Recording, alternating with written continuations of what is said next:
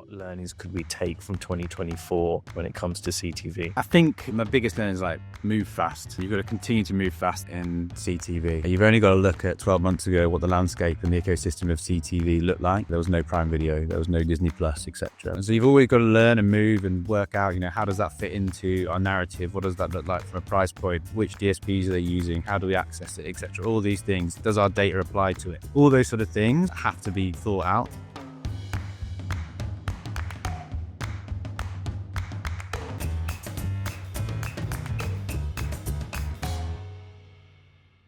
Hello and welcome to the AdTech Heroes podcast. In today's episode, we're going to talk about CTV in 2025. I'm delighted to be joined by Stephen Emsall, who's the head of advanced TV at MiQ. Hi, Stephen. How's it going? Hey, mate. Yeah, going well. Thank you very much. Thanks very much for having me. Amazing. Great to have you on board today. So let's start with your career. Tell me more about it.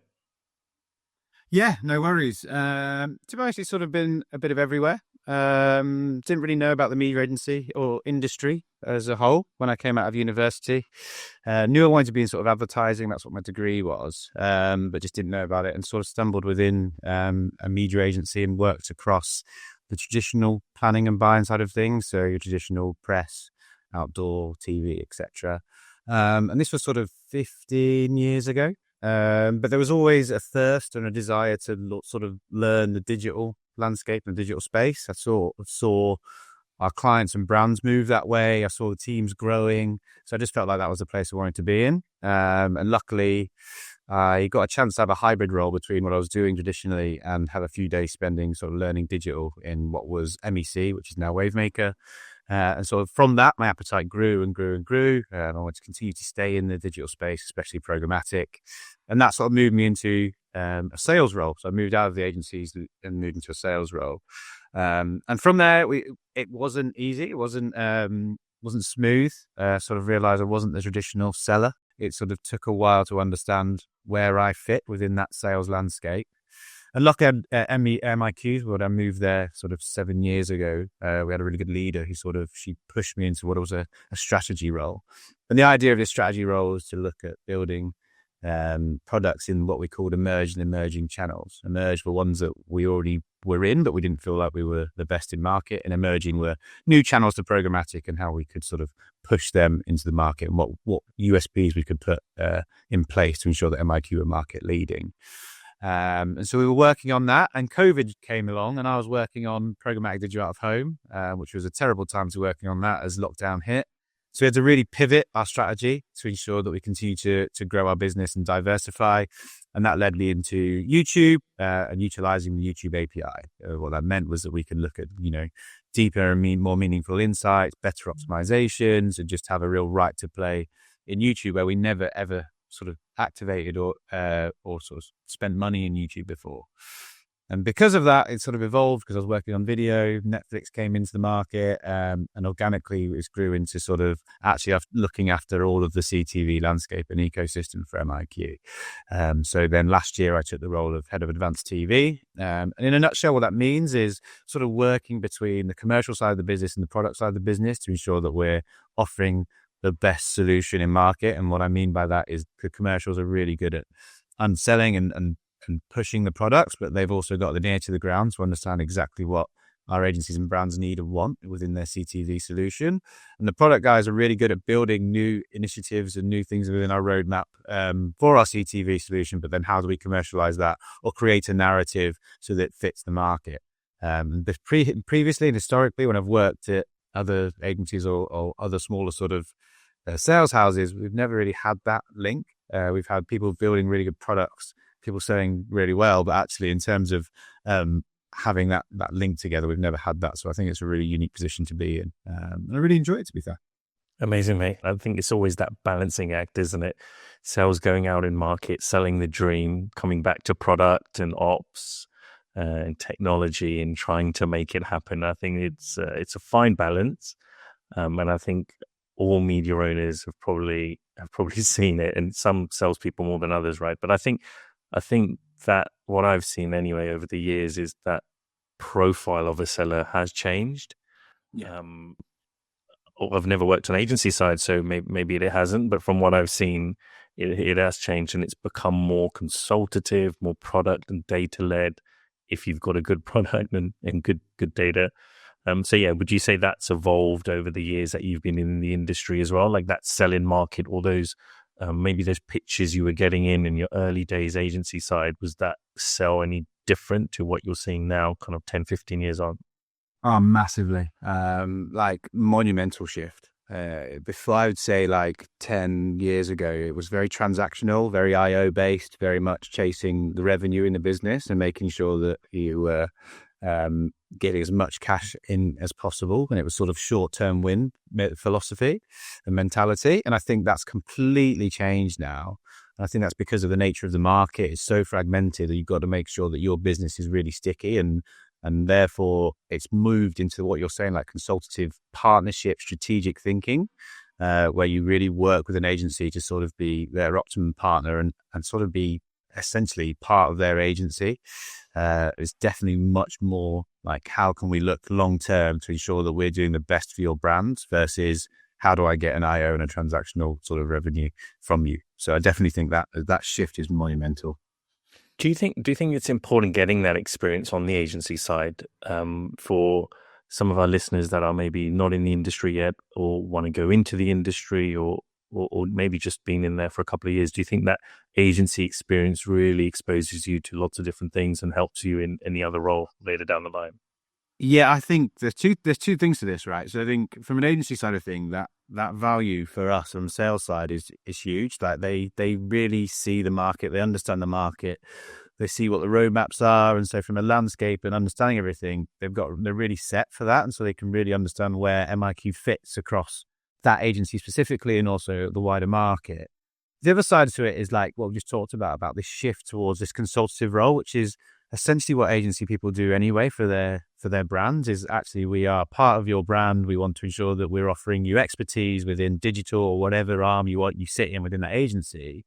And that's pretty much what the sales teams and companies do now. It's taking an agency role just in a new environment, and I think therefore they're super set for that. I think people didn't traditionally move over from agency to sales because they were quite out of their comfort zone to go from this consultative person into chasing a revenue, having a number on my head, being a salesperson, et cetera, and that felt out of their comfort zone. And now what you're seeing is people moving from agency to sales side, because actually it is a lot more strategic. It is thinking about long-term partnerships, and it does have sort of that sort of like similarities between what they were doing previously, and it's not as much out of their comfort zone. And on top of that, from a sales side, you're getting so much value because you're getting someone into the business that's had like full eyesight on the landscape. So yeah, it's twofold really, both from a personal person who's moving over, there's value, and then from a salesperson, from a sales company, there's value because they're getting some real learnings from the market. And leadership is really important in that, right? Because if there were targets and revenue numbers to constantly hit, that short-term revenue, can be met, but you might sacrifice the longer-term vision. So I definitely feel possibly, the leadership team play a big part here in having that kind of broader approach and broader focus, because if you only focus on the short term, it's going to really impact you. Yeah, exactly that. Like one of my biggest things I always say, and people know, is that it's not about short-term wins for long-term losses. Like that's the last thing I want to do. And I think that's a mindset that's definitely not part of sales teams, especially not part of MiQ anymore. It's exactly that. It's making sure that you, as a leader, work with your sales teams to understand exactly what do they want as your customer, what's your customer base want, what do they need, and working with them for that. And if you do that and you work alongside them, don't worry, the revenue will come in because they'll want to work with you. Those long-term partnerships will continue to sort of organically grow that business. I think that's sort of the message and the way that we want to work. Definitely. So fast forward your career to now, and when it comes to obviously yourself working on CTV, where do you feel like, what learnings could we take from 2024 when it comes to CTV? Yeah, I think my biggest learning is like move fast. You've got to continue to move fast in CTV. You've only got to look at 12 months ago what the landscape and the ecosystem of CTV looked like. There was no Prime Video, there was no Disney Plus, etc. We knew they were coming to market, but they weren't in the market at that point. Even later down in the year, when we get sort of late summer, Tubi came in as a really premium AVOD supply.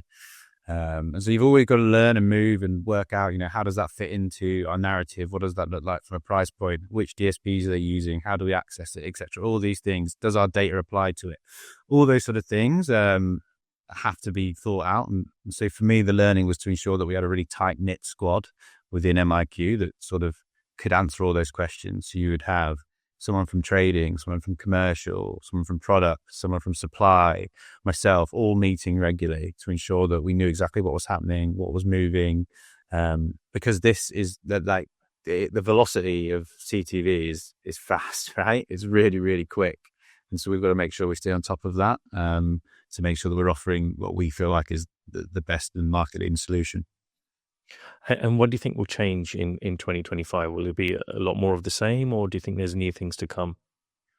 I think it's going to be more of the same in one way. I still think there's still a huge amount of growth happening. I think the one big thing, we did a study which sort of talked about, we did a poll, it was over 8,000 people, and then we married that with impressions globally. And what we saw was obviously there is this behavioral shift and we are seeing people move towards streaming services, but at the moment that behavioral shift is not on parity with the amount of money or revenue that's moving over. So I think what we might see in 2025 is a real growth in spend. It is growing already, but we might see even more growth in that area. And then on top of that, I'm sure there's going to still be more players coming to market. We need to understand what that landscape looks like. It's going to evolve. And I think the big thing for me is probably from a measurement point of view. Towards the back end of last year, we really started to see new measurement partners come in, answer the questions that people need. And I think that's going to continue to happen. And if someone can come into market and nail that, then they're going to really start to steal share of voice. So I suppose my hope and my prediction would be a real big shift in measurement in terms of that. Do you think then AdTech needs to invest, or AdTech vendors need to invest more in the pipes, in measurement when it comes to CTV as a channel? Because I know in the past, speaking to people about TTV, it was the same thing. We know users are moving there, but in terms of access, in terms of scale, in terms of tracking, etc., it's just not done from the usual kind of names that are thrown around in the ecosystem. Yeah, I think the measurement is there. I think there is ways to measure it. I think, whether that be incremental reach, whether that be attention, uplift studies, there is solutions out there, definitely. It's more about, I think it's more about collaboration sometimes. I think actually, there are these walled gardens within CTV and there is these black boxes, and actually it's working together. I think for me, my hope and ambition for CTV is to be this holistic view of TV, and you take away that connected left word and actually just have it as TV, and we all work collaboratively to ensure that we're getting the best outcomes for any brand or any agency. And I think there is measurement solutions out there that are sort of tackling that really well, but they're still growing and stuff like that, and we're working with them. But yeah, I think it'd be great to be able to be a little bit more collaborative with, the likes of the broadcasters and the SVOD and the AVOD world all come meet together, and we just do away with connected TV and just see it as TV. Definitely. And I think MiQ is known for having really good partnerships. How do you pick and choose your partners? Like you said, is that through collaboration, working with various other teams within MiQ, or how does that work for you guys? Yeah, so we're really fortunate at MiQ because we've got a lot of resource, both from people and sort of our founders really want to invest in connected TV. How many people globally now would you say? Oh, well over 1,000. Oh, wow. Yeah. So, and we've got this huge center of excellence, we call it, in India, which is where our data scientists and data engineers sit. So we work with them, for me, especially from a CTV, working with them daily to ensure that we match that roadmap. But I think for us, it's the ability to be able to listen to the market, even from a local level. So even we've got a solution called TV intelligence, and that looks different depending on which market it is in. So even from a local level, we listen to the market, understand the needs and wants, and then we can go to that central product team and say, this is what we need.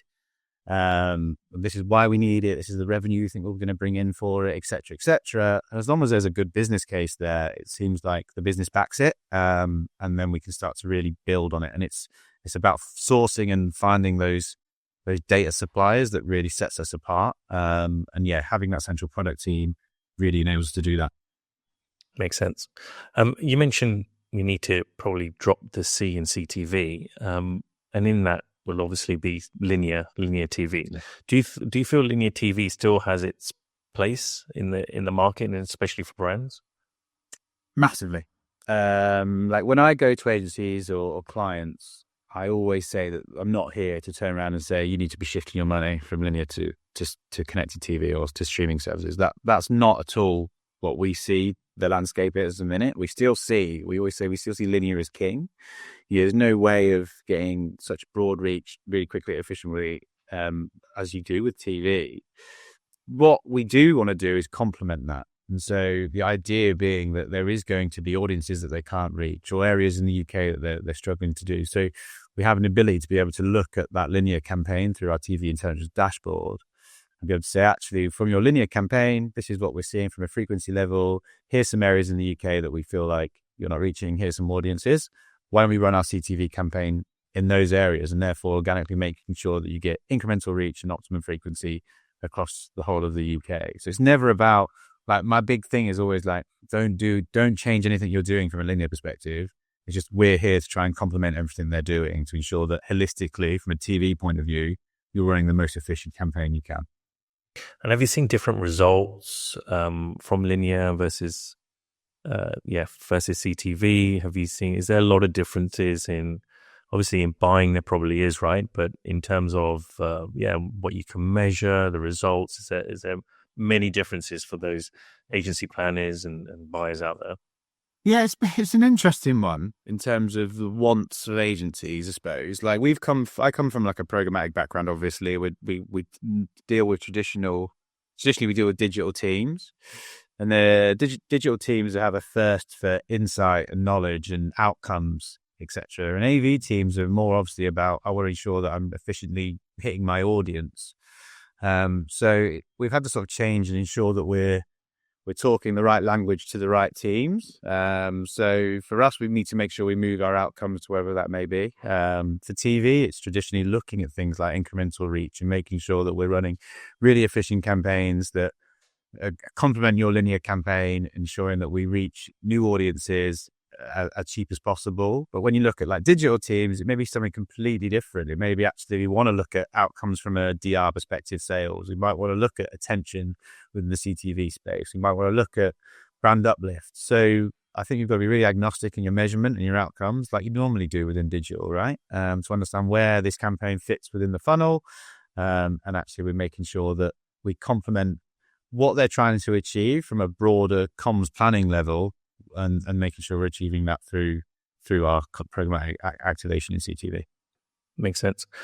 When I think of CTV, I'm thinking straight away branding, but is there a performance angle for CTV, and have you seen that at MiQ? Yeah, so we see, do you know what? We're getting a lot more questions around this. I think it's just the nature of the beast. And what I mean by that is the world of programmatic has always got to be accountable. And the moment you've got the ability to be able to report on your ROAS, the ability to be able to report on your return of investment is, people want to see that. If they can turn around and go that £1 spend gets me £100 back or whatever it may be, then that's a positive story that they can turn, and it makes sense to continue their investment, right? So we do definitely get a lot more questions around how we can look at and attribute CTV to an element of sales or action.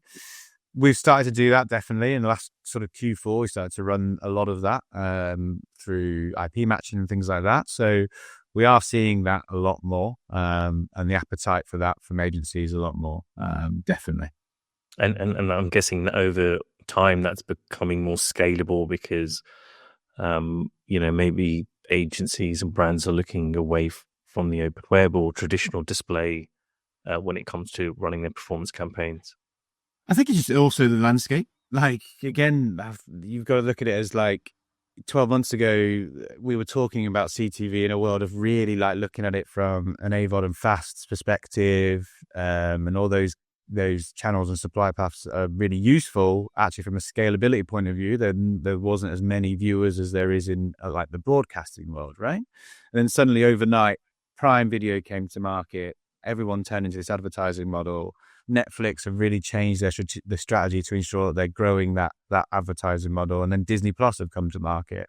And suddenly the amount of viewers and people that sit within the ecosystem of CTV outside of traditional broadcasters is huge. And therefore that allows us to be able to be a little bit more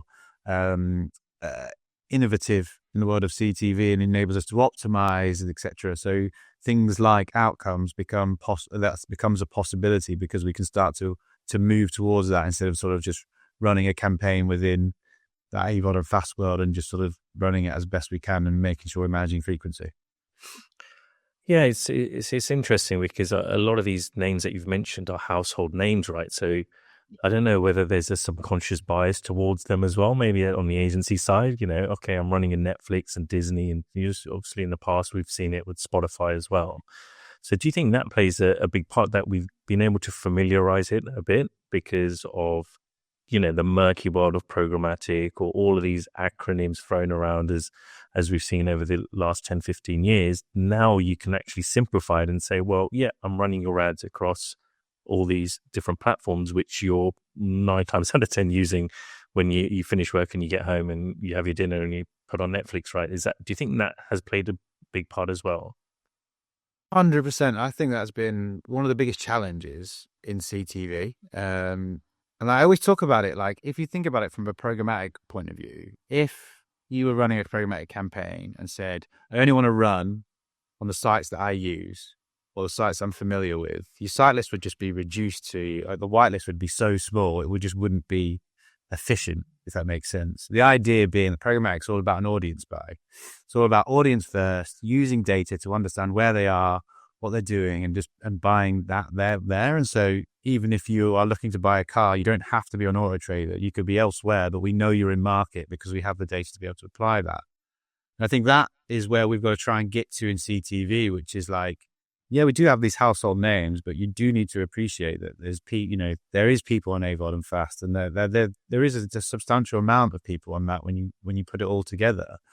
Tubi's come to market as a really premium AVOD supplier that's huge in the US. They're going to continue to grow in the UK, and so we've got to have sort of a marketer's hat on instead of an individual's hat on to say, okay, I want to go audience first. I want to try and reach them wherever they may be, whether that be an SVOD supplier that I watch and I know, or maybe it could be AVOD fast that I don't watch, but obviously people are because they're there in market and growing. You've only got to see Pluto TV had huge campaign sort of start of 2024 with Drew Barrymore, wasn't it? And things like that. And Tubi have got their own original content that's coming out, there's their own movies, etc. So that space is going to grow and can continue to grow. I'm very confident of that, and I think we've just got to appreciate that and ensure that we do have an audience first approach in our CTV. And is the CTV space still dominated by the likes of YouTube, like it is in display and video and the open web, or not so much? YouTube's on a really interesting one. For me personally, what I've seen is a real shift in sort of people's views of YouTube in the world of CTV. If I talked about YouTube being part of my CTV proposition a year ago, people probably wouldn't have done it. Our agencies weren't leaning into that. They had YouTube very much as a digital first approach. They didn't see it as a programming or a streaming service. And actually what we've seen in the last sort of 2 or 3 months is actually people really leaning into this view that actually YouTube can be part of a TV experience. So we've had to sort of ensure that we offer a solution like in that. So we call it YouTube Fit for TV, which is long form content, TVs only, a certain amount of subscribers, a certain editorial premium to it, and adults only. As the idea being, if you put all those strategies together, that is someone sitting in their lounge or their bedroom, turning on their TV about to watch a TV-like program within the realms of YouTube. And therefore that feels like that is CTV, right? So I do see that happening, and definitely still start to see YouTube growing in this space. But yeah, 12 months ago, I felt like when I was going to agencies, it wasn't part of the CTV plan. I feel like that's definitely shifting, and people are starting to approach it as long as you've got the right strategies and tactics in place. Makes sense. And how are MiQ helping its clients navigate this world of CTV? Yeah, we're really fortunate. I'm really proud that we've got this tool called TV Intelligence, the largest and most diverse TV data set globally. And what it is just amalgamation of a huge amount of data, from ACR to audience data to YouTube data, that sits in a dashboard, and it enables us to be able to see everything that's happening for a brand from linear streaming and YouTube. And what that means is that we can go into agencies and showcase what they're doing from a linear perspective, but more importantly, what their competitors are doing, and how we can sort of conquest against them across their linear. And like what I said earlier about we want to complement linear, this is the perfect approach to being able to do it, because we can go into the dashboard and go, of the 3,000 postcodes in the UK, we can see 550 that have got low exposure to your linear TV ad over the last 30 days. So why don't we just target those 550, and therefore you've got good coverage across the UK. Likewise, with competitors, that's a great way to still share a voice, right? Understanding how we can work against every single postcode. And like, to put that to example, we work with one of the biggest supermarkets in the UK, and their sole goal is to have the best share of voice every week across TV and TV holistically. And so what we do every week is we send them a report based off every single postcode, who's winning, and on every single postcode, we then map that to the audience they're trying to reach and the stores. And then we then have a strategy for the next week on where we're going to deliver our CTV campaign. And so the sole outcome is to ensure that they are winning in terms of share of voice across every single postcode. And likewise, we've worked with like gym groups, which are like, we can do dynamic creative to showcase where their nearest gym is. And we can look at how their TV campaign's working against it. But then obviously from an outcomes perspective, we can look at footfall, and we can look at brand uplift studies and things like that. So TV Intelligence just gives us the ability to really take the data that's at our fingertips, visualize it, and understand how we can activate TV campaigns really efficiently, and in a really smart way, which I think is something that that helps us to activate those brands. Instead of doing the traditional broad reach in TV, we're being really smart about really highly targeted campaigns that have an outcome at the end of it. And how are the brands leaning into this? Are they taking your advice, or are they already coming to you with something in mind? It's the first, really. It's actually, I think we sort of, it's a bit of a wow moment when we show TV Intelligence normally. Like, they've never seen this sort of data visualized in one dashboard. And so I've had some people being like, this is amazing. I just don't even know how do I take this and how do I activate against it? So normally it's the first in terms of, this is what we're seeing. From what we're seeing on this dashboard, here's 3 ways that we would activate a CTV campaign. And this is what we think the outcome would look like at the end of it. I think that's the way we're seeing at the minute. It's people want to be in CTV. They don't want to change the linear campaigns, and we don't want them to change the linear campaigns. So it's like, how can we fit nicely against that linear to ensure that we're driving the best outcome for any given brand? Amazing. We always finish off our episodes with this question, so I'd love to get your take on it. If you had a superpower in AdTech, what would it be? I think, based off everything that we've said, it'd probably be the power of foresight. The world changes so quickly in programmatic, not just in CTV, just in programmatic. If I look at what MiQ was as a business when I started 7 years ago to what it is now, I feel like it's a completely different business in terms of what we offer, how we offer, what we do, like things like TV Intelligence. So for me, it'd be foresight. Like, what are the big things that are going to happen in programmatic in 5, 10, 15 years, so that I would be able to make a lot of money off things like that, I suppose. Of course, and I'm sure CTV will be in there, right? And amongst it all. I'd like to think so, definitely. Brilliant. I think that's all we've got time for today. Thanks, Stephen, for your time. It was great speaking to you. Yeah, super. Thanks a lot, mate. Really appreciate it.